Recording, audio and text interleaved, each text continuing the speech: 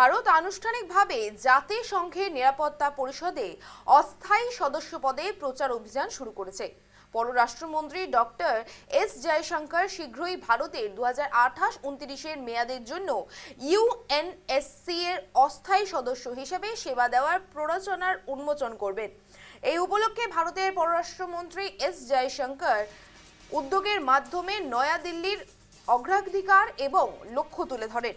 জয়শঙ্করের জাতিসংঘের শান্তি রক্ষা মিশনে ভারতের গুরুত্বপূর্ণ অবদান এবং গ্লোবাল সাউথের দেশগুলির কণ্ঠস্বরকে আরও শক্তিশালী করার প্রতি ভারতের অঙ্গীকার এবং সন্ত্রাসে অর্থায়ন রোধের ভারতের কার্যকর ও ধারাবাহিক প্রচেষ্টার বিষয়টি বিশেষভাবে তুলে ধরেন।